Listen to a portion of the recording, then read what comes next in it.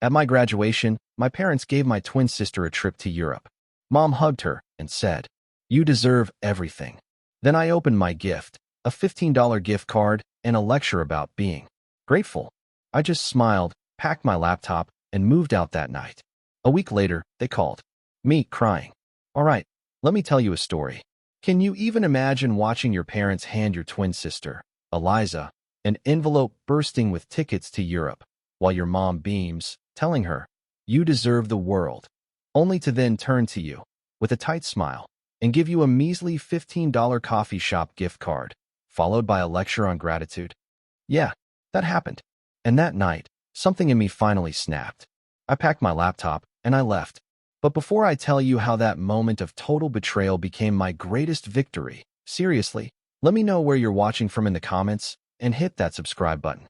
Because when you hear how my parents were calling me, crying, just a week later, you'll understand why. Sometimes, success truly is the best revenge.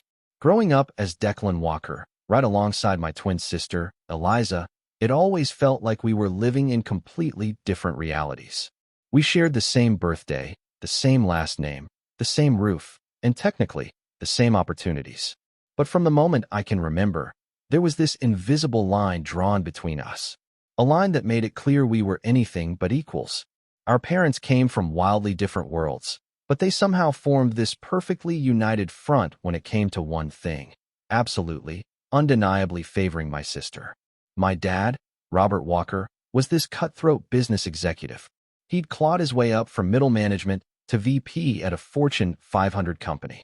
For him, it was all about connections, appearances, and climbing that social ladder. My mom, Catherine Walker, was a former beauty queen. Pageants across 3 states, flawless presentation. She expected that same perfection from us, her children. But somehow, that perfection only ever seemed to apply to Eliza. I think the first time it truly hit me, the gaping chasm in how they treated us, was around our 10th birthday. Eliza wanted ballet lessons. And get this, they didn't just sign her up, they literally converted our entire basement into a practice studio. Mirrors, a ballet bar, the whole 9 yards. The same week, I timidly asked for a computer programming book. My dad, Robert, just laughed. "What are you going to do with that?" he sneered. "Build yourself some friends."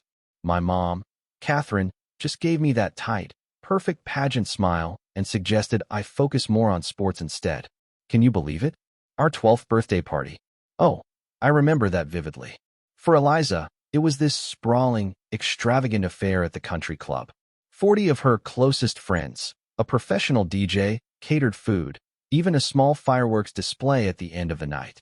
Her friends brought expensive gifts, and our parents, naturally, gifted her a beautiful gold bracelet with her initials. My party was, well, it was the same event. But while Eliza was the undeniable star, the queen of the ball, I was barely acknowledged. My gift from our own parents? A set of dress shirts for the upcoming school year. And, of course, another lecture about dressing for success. It was infuriating. So, while Eliza blossomed under that spotlight, I retreated. I found refuge in my room, in the quiet glow of a screen. That's where I discovered my true passion, coding. I started small, with simple HTML, then moved to JavaScript, Python, eventually tackling these complex languages. Every little success, every line of code that worked, filled me with this quiet, profound pride. It was the only thing that sustained me through those endless family dinners, where Eliza's latest social triumph always dominated the conversation. By high school, this pattern was set in stone.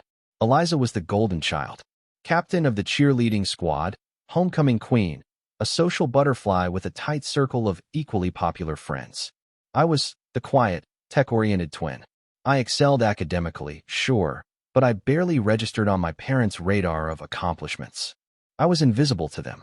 During our junior year, Eliza got her driver's license. The surprise was a sleek, white BMW, parked in our driveway with a huge red bow, and a professional photographer there to capture her delighted reaction. 3 months later, when I got my license, my dad tossed me the keys to his 8-year-old Honda, over 100,000 miles on it, and told me I should be grateful they were giving me a car at all. Despite the constant dismissal, I channeled every ounce of my frustration into excellence. I maintained a 4.0 GPA, became president of the computer science club, and started developing my first serious app during senior year. It was a simple program designed to help students organize their study schedules, but it gained surprising popularity at our school. A local tech blog even featured it, though, of course, my parents never bothered to read the article. The real shock came during college application season. Everyone just assumed Eliza would go to some elite university, based purely on her social standing and our family connections. When she got accepted to Westridge University, one of the top schools in the country, my parents threw a massive party. Half the town was there, celebrating her. 2 weeks later, when my acceptance letter arrived from the same university, along with a partial academic scholarship, mind you, my dad frowned. He actually said, "Are you sure you wouldn't be happier at the state college?" My mom added, "Westridge is so competitive, honey. We just don't want you to feel overwhelmed." Their reaction made it painfully clear. They never expected me to aim so high, let alone actually get in. That night, staring at my acceptance letter, I made a silent promise to myself. I would go to Westridge, right alongside Eliza, but I would forge my own path. If my parents couldn't see my worth, I would build something so undeniably incredible that they would have no choice but to recognize it. Freshman year at Westridge University started with Eliza and me crammed into a tiny dorm room. Barely enough space for her extensive wardrobe, let alone my computer equipment. Within 3 weeks, she'd pledged Kappa Delta Sigma, the most prestigious sorority on campus, and moved into their luxurious house. Marble countertops, a heated pool. I stayed in the dorm, secretly relieved to finally have the space to myself. While Eliza became a campus social fixture, I dove headfirst into the computer science program. The university's resources were incredible. State-of-the-art labs, professors who had actually founded successful tech companies. For the first time, I felt like I had found my place, surrounded by people who spoke my language and valued the skills I had quietly been developing for years. The divide between us grew wider with each passing semester. Eliza's Instagram documented her transformation into a campus celebrity. Weekend trips to beach houses owned by sorority sisters' parents. Formal events where she'd drape herself on the arm of whatever fraternity president or student body officer she was dating that month. Meanwhile, I was building relationships with professors and fellow tech enthusiasts who recognized real potential in my ideas. Thanksgiving of sophomore year. It crystallized our family's dynamic perfectly, right around our parents' elaborately decorated dining table. Eliza regaled everyone with stories about being invited to the governor's son's birthday party, how her sorority had raised $10,000 for charity through their annual fashion show. My parents listened, rapt, asking follow-up questions, beaming with pride.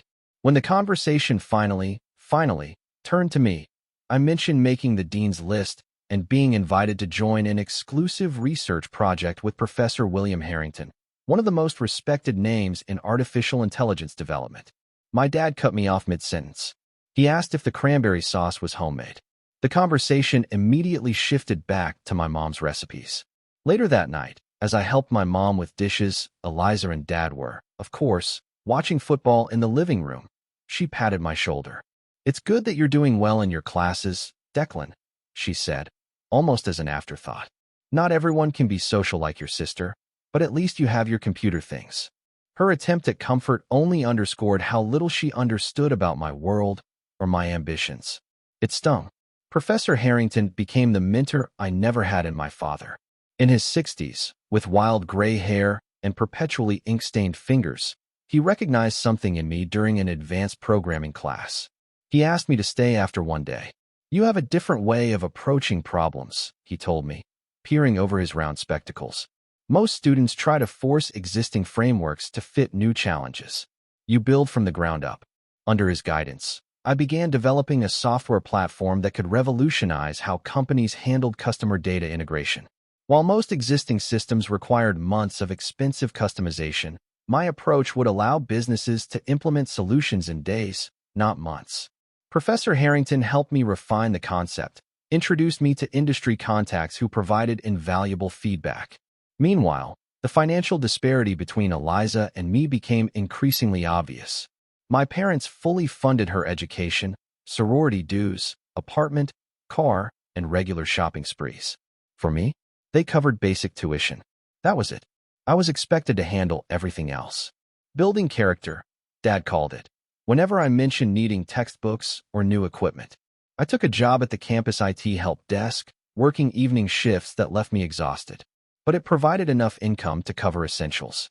Sometimes, I'd catch glimpses of Eliza and her friends returning from dinner at expensive restaurants while I trudged home from my late shift.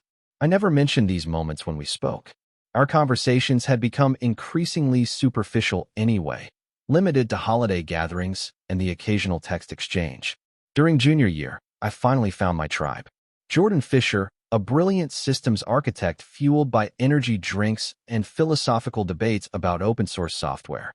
Alex Rivera, a former hacker with an uncanny ability to spot security vulnerabilities before they became problems. We met in an advanced programming seminar and quickly formed a bond based on shared ambition and complementary skills. Late one night, fueled by caffeine and pure ambition, I shared my software concept with them. Instead of the polite nods I usually received when explaining my work to others, they immediately grasped the potential. This could change everything about enterprise integration, Jordan said, scribbling notes furiously. If you can make this scalable, every major corporation will want it. That was the night my vague concept transformed into a genuine business opportunity. Together, we refined the architecture, addressed potential scaling issues, and mapped out development milestones. For the first time, I began to see beyond graduation, to a future where my work, not my sister's social connections, would define my worth. As senior year approached, my emotional connection to my family had withered to a fragile thread. Phone calls home became briefer, less frequent. I made excuses to stay at school during shorter breaks, claiming project deadlines or work commitments. The truth was simpler. I had found acceptance among people who valued me for my mind and my potential, not my sister's reflected glow. Senior year arrived with a momentum that surprised even me. What had begun as a conceptual project in Professor Harrington's lab was rapidly evolving into a viable product, attracting attention from several industry insiders.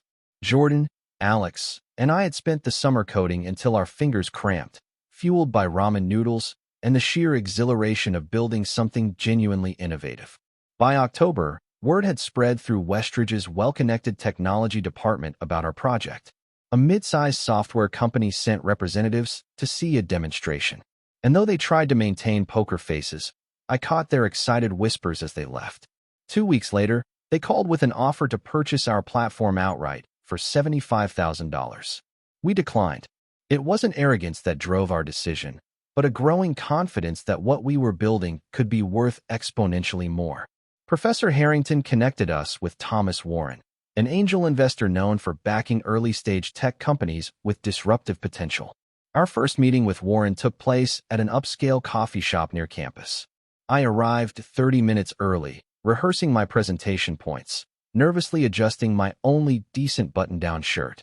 Warren turned out to be younger than I expected, maybe 40, with shrewd eyes that evaluated everything and an intensity that was both intimidating and inspiring. Show me why I should care about your software when there are 50 other integration platforms already on the market, he challenged, before I'd even finished setting up my laptop. 3 hours later, we were still talking. Warren canceled his next 2 appointments as we dove deep into technical specifications, market differentiation, and scaling strategies. By the end of our marathon session, he was sketching potential growth models on napkins and asking pointed questions about our long-term vision. You need to think bigger, he told me as we finally prepared to leave. This isn't just a better mousetrap. This could redefine how enterprises approach data integration entirely.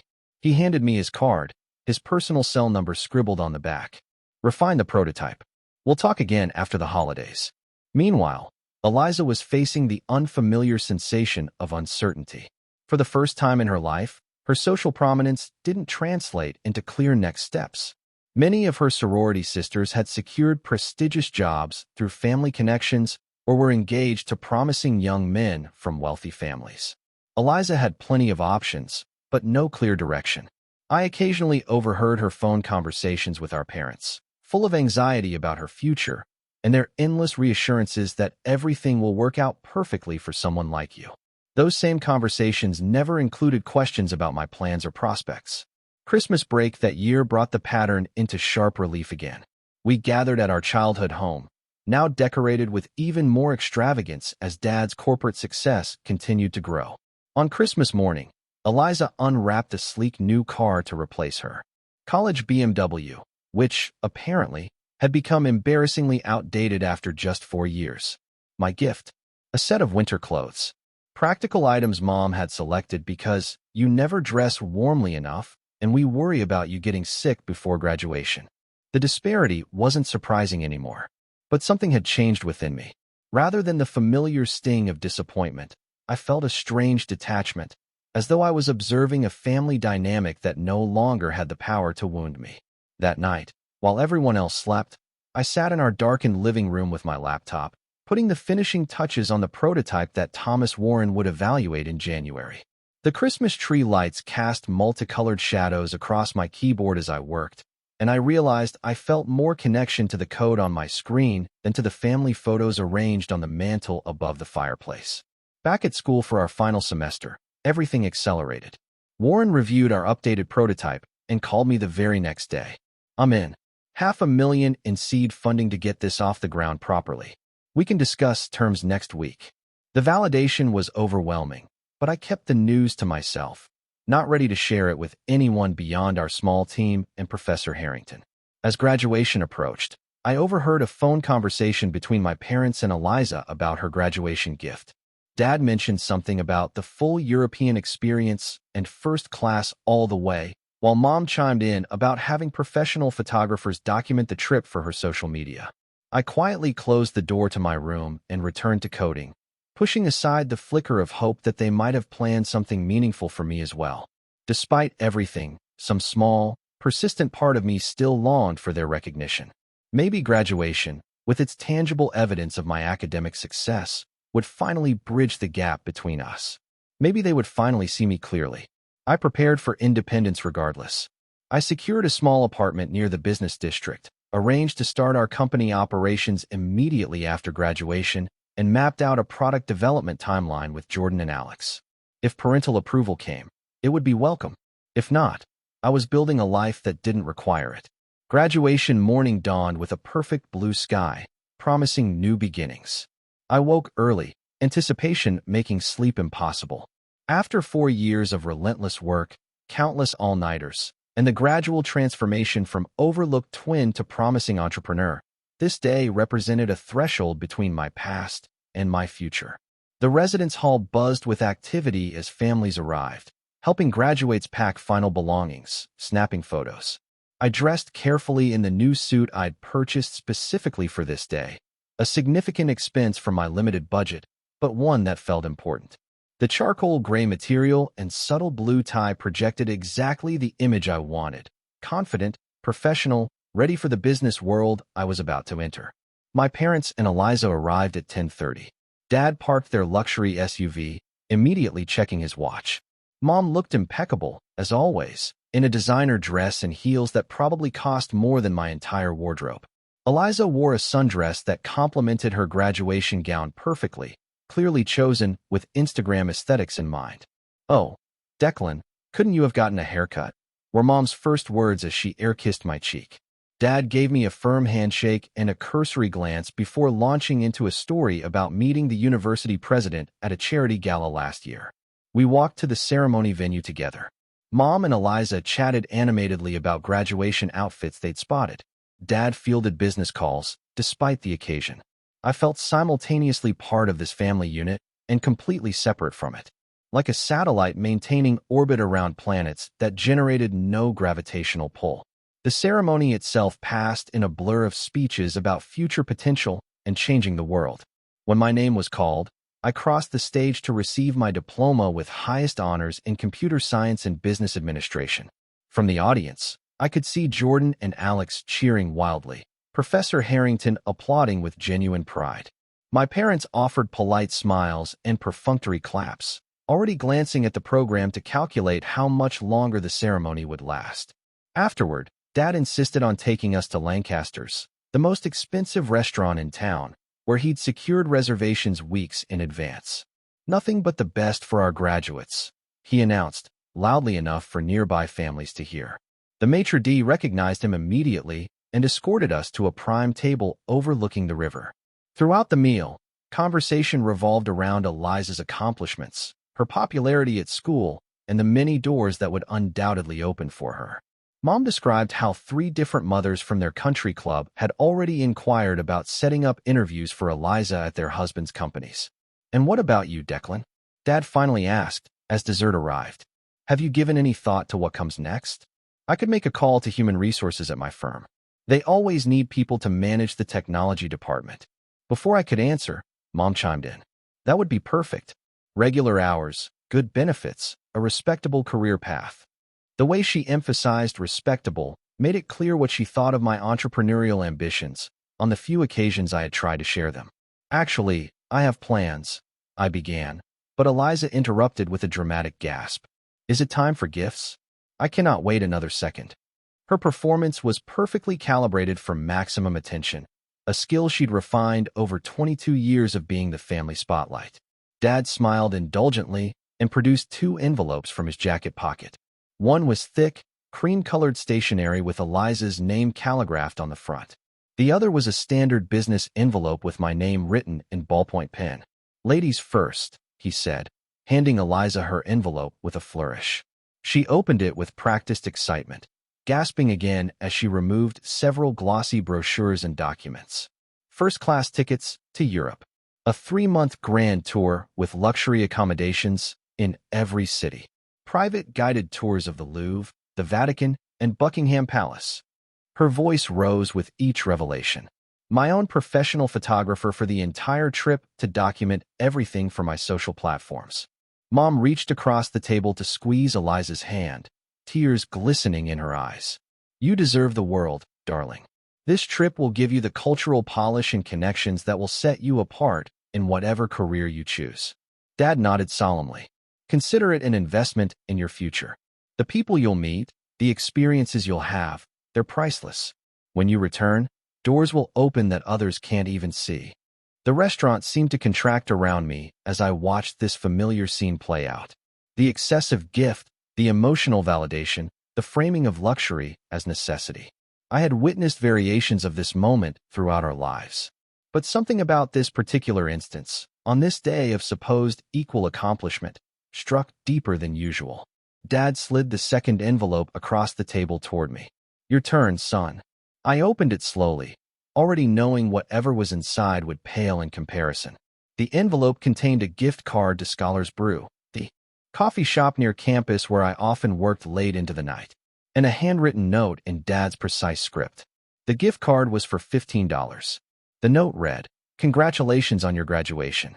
Remember that in the real world, success comes to those who understand the value of hard work and gratitude. This is the beginning of your journey towards self-sufficiency."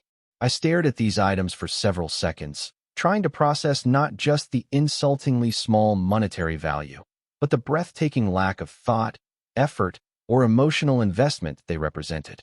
"Well," Mom prompted, "isn't that thoughtful? Your father knows how much time you spend in coffee shops with your computer." Dad leaned forward, entering full lecture mode.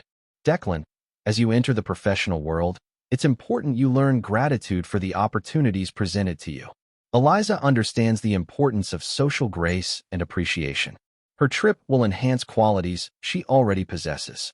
You need to develop these fundamentals before you can expect more."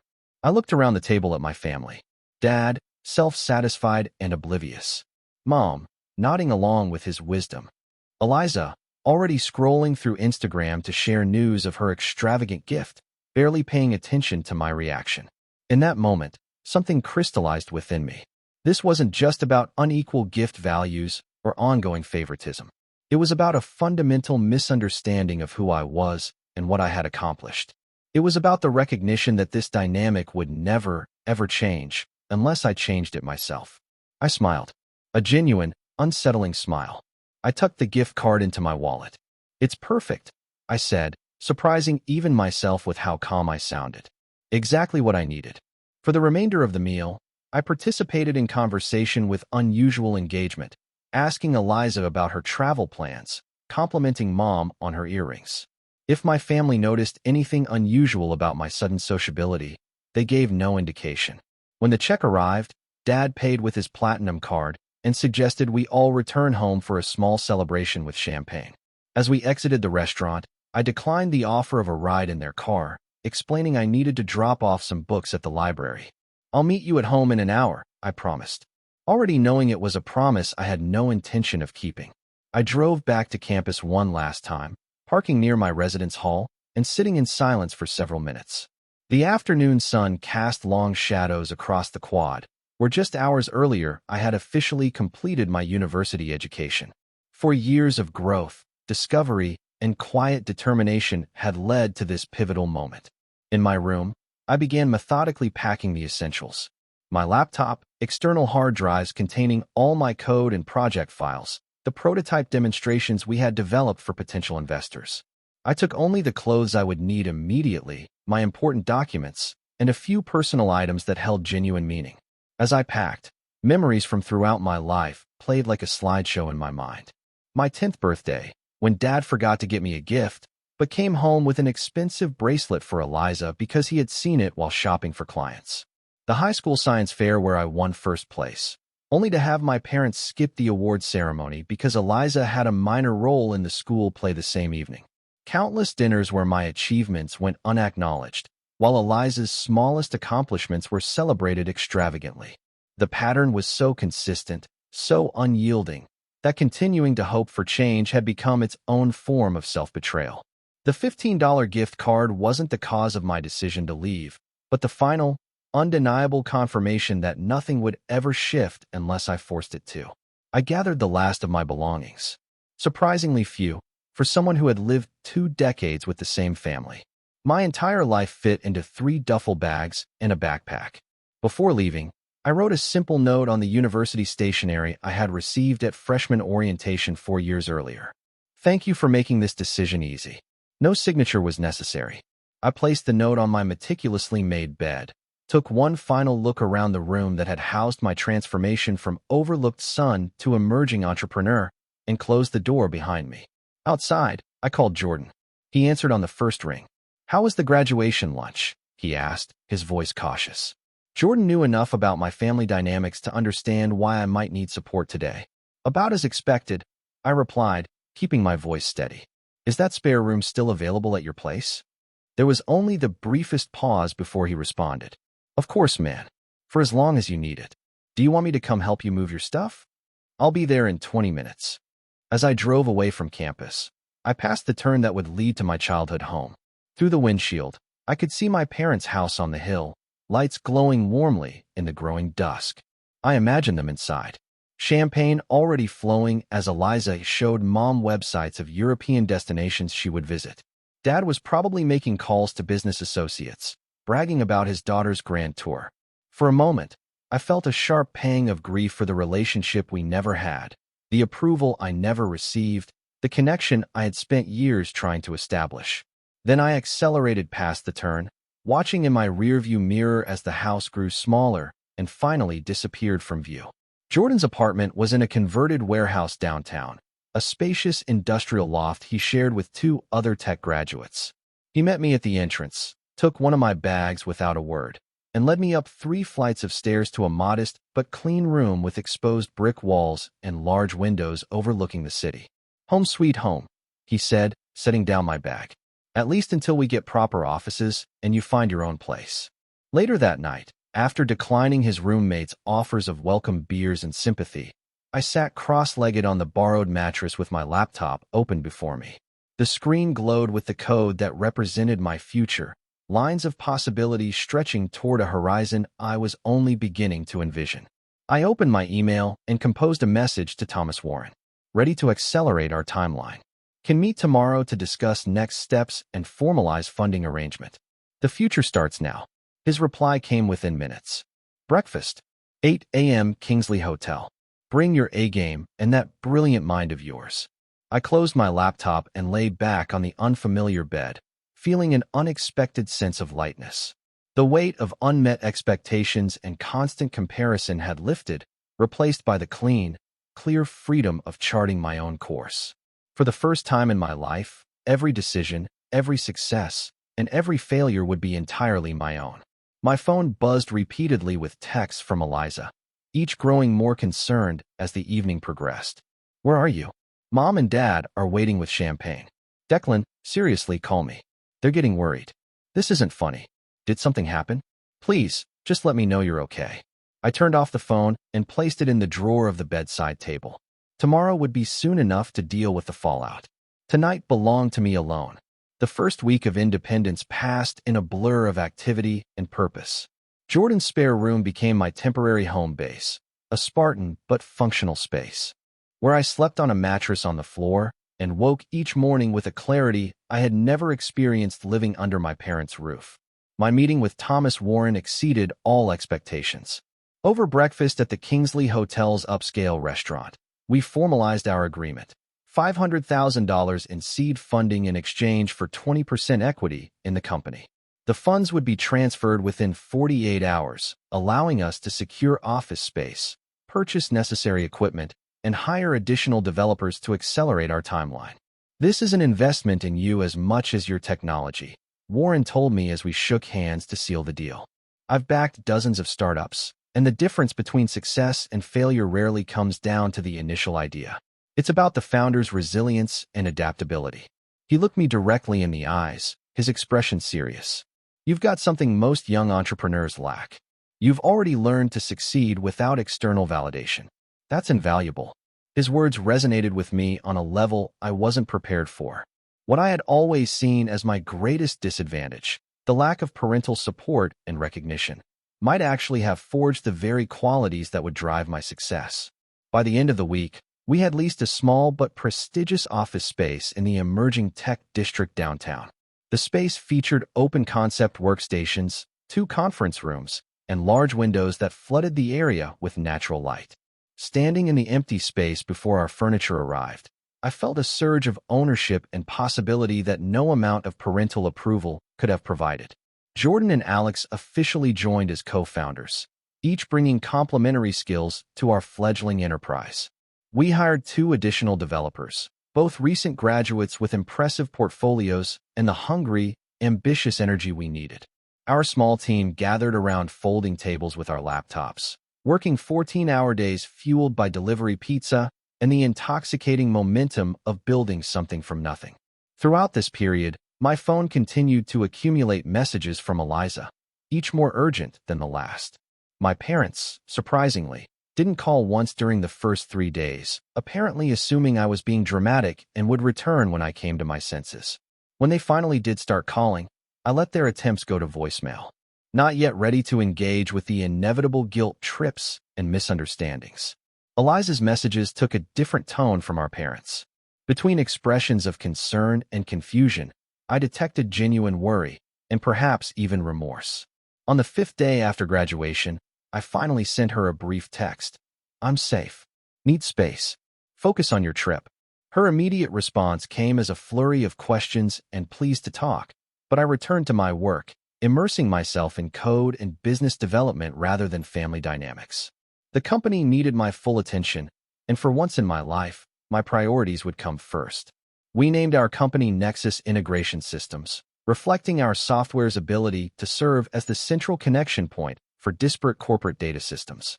I worked with a graphic designer to create our logo and brand identity, insisting on clean, professional aesthetics that would appeal to enterprise clients. By the end of our second week, our office had transformed from an empty shell to a functioning headquarters with proper workstations, meeting areas, and even a small kitchen stocked with essentials. The work itself provided a satisfaction I had never experienced before. Every line of code, every product feature, every business decision represented a direct extension of my vision and abilities. There were no parents to impress, no sister to compete with, just the pure meritocracy of building something valuable and seeing it recognized as such. Our first major breakthrough came almost accidentally. While refining our database integration module, I discovered a method to process legacy system data 40% faster than any existing solution on the market. What began as a technical footnote quickly became our primary selling point when demonstrations consistently showed dramatic performance improvements over established competitors. A prominent tech blog got wind of our innovation through Professor Harrington's academic connections and requested an interview. The resulting article, titled Nexus Integration, the startup redefining enterprise data management, generated immediate industry buzz. Within days, our website traffic increased tenfold, and inquiries from potential clients and additional investors began flooding in. The first time I saw my name in print, described as a visionary young CEO and emerging leader in enterprise software, I felt a complex mix of emotions. Pride in the recognition, certainly, but also a lingering sadness that my family wasn't sharing in this moment. Despite everything, some childlike part of me still wanted to show them the article, still hoped for their approval and pride. Instead, I channeled that energy into securing our first major client, Global Financial Partners. A mid-sized investment firm with offices in 3 states, they had been struggling with data integration issues for months.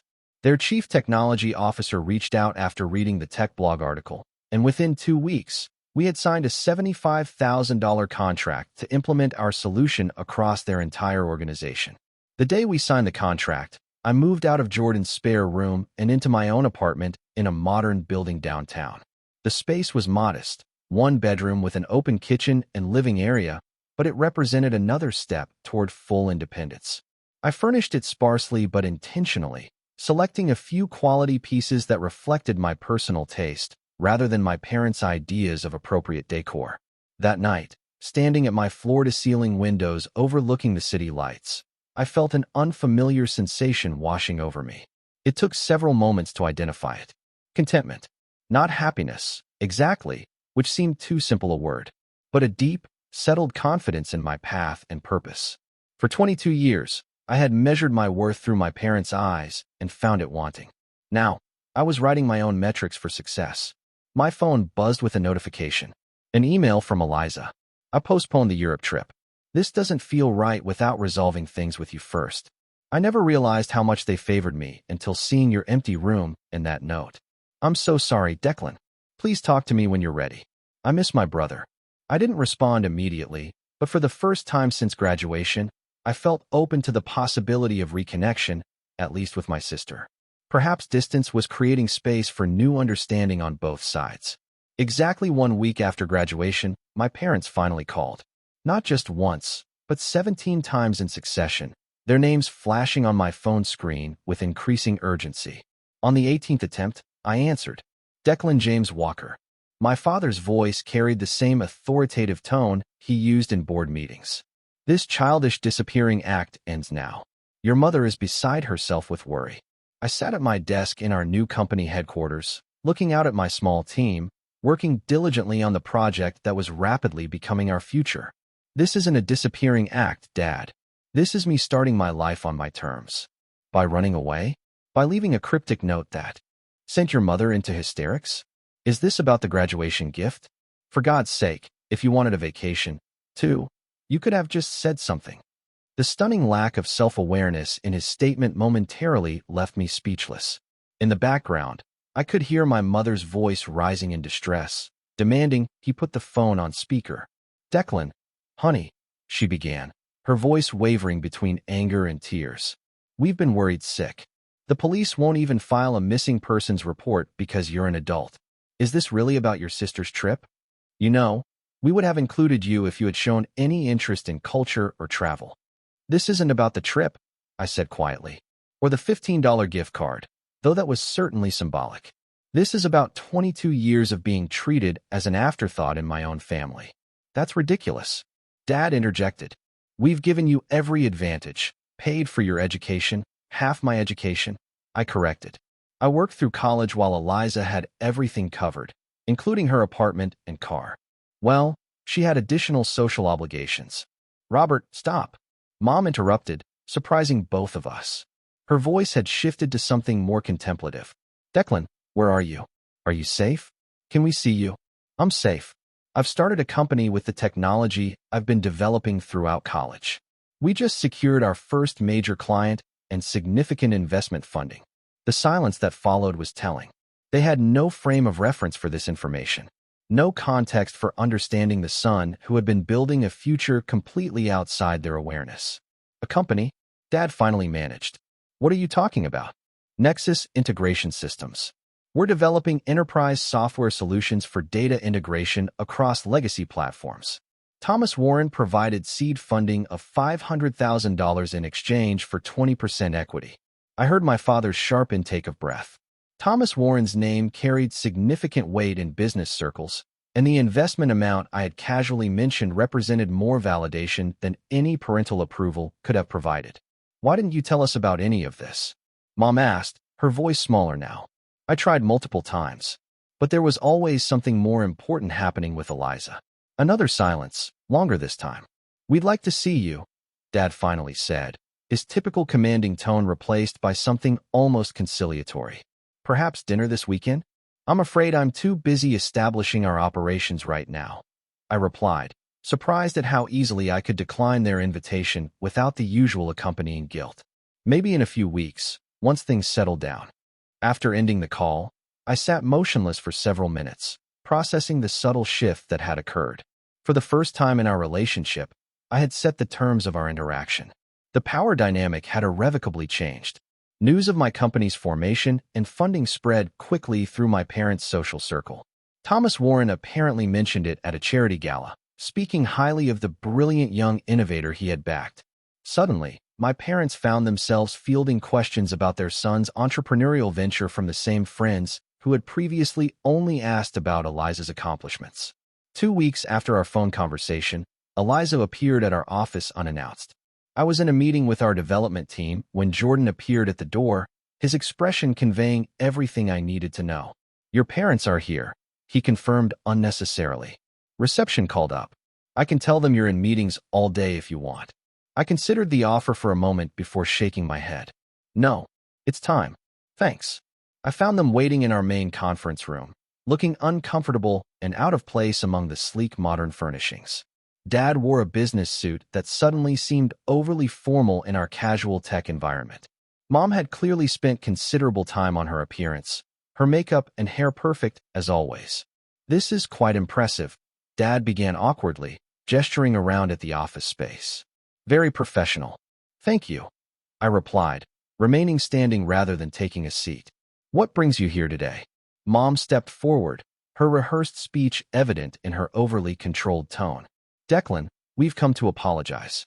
The way we handled your graduation, the disparity in gifts, it was thoughtless and hurtful.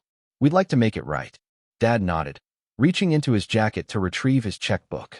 We've discussed it, and we'd like to offer you the equivalent value of Eliza's trip, nearly $30,000, which you can use however you see fit. I looked at the checkbook in his hand. The absurdity of the gesture was almost laughable. They still didn't understand. I don't want your money. Then what do you want? Dad's frustration broke through his carefully controlled facade. A trip? A car? What will it take to fix this? It's not about material things, I explained, keeping my voice calm despite the emotion building inside me. It's about 22 years of being treated as less valuable, less worthy of attention and investment than Eliza. It's about never hearing, "You deserve the world," directed at me. Not once. That's not fair, Dad began. But Mom placed a restraining hand on his arm. Let him speak, Robert. We came to listen, remember? I took a deep breath, organizing thoughts I had carried for decades but never articulated. From the time we were children, you established a pattern. Eliza was the star, the one whose accomplishments mattered. I was the extra, the one whose achievements barely registered. Do you know what it's like to make the dean's list and have the conversation immediately shift to Eliza's sorority fundraiser? Mom's eyes filled with tears. We never meant to make you feel less important. But you did. Consistently. Persistently. Year after year. The $15 gift card versus a luxury European tour was just the culmination of a lifetime pattern. Dad's expression hardened. His default response to emotional confrontation. So, you decided to punish us by disappearing and starting this computer business without even telling us. This computer business will generate nearly $500,000 in revenue this year, I countered. I tried to tell you about it many times. You weren't interested, and I didn't leave to punish you. I left to save myself. Something in my phrasing seemed to finally break through Dad's defensive armor. He sat heavily in one of our conference room chairs, suddenly looking older than his 57 years. I never saw it, he said quietly. I genuinely never saw what we were doing. Mom moved beside him, her hand on his shoulder, but her eyes remained on me. Can we start again, Declan? Can we try to be the parents you deserved all along? I considered their question carefully. The hurt they had inflicted wasn't something that could be erased with a single conversation or apology. Yet, their presence here, their willingness to listen rather than dictate terms, represented a shift I hadn't thought possible. I don't know, I answered honestly. But we can try moving forward differently. It will take time and real change, not just words or gestures. They left without the neat resolution they had clearly hoped for, but with the beginning of understanding.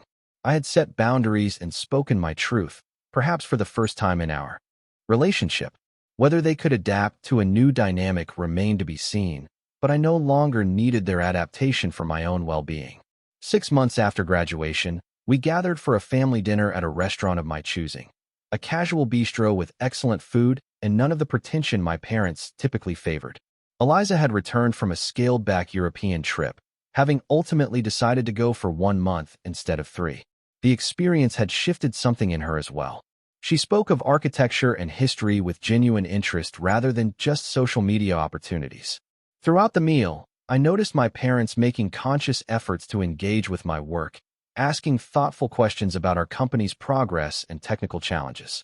Dad particularly seemed to have developed a newfound respect for the business acumen I had demonstrated, occasionally asking for my opinion on market trends or investment opportunities. The change wasn't perfect or complete. Old patterns occasionally emerged, quickly corrected by awkward silences or gentle redirections. But the effort itself represented a foundation we might build upon. 1 year after graduation, Nexus Integration Systems had expanded to a staff of 15, with clients in 3 countries and annual revenue approaching $2 million.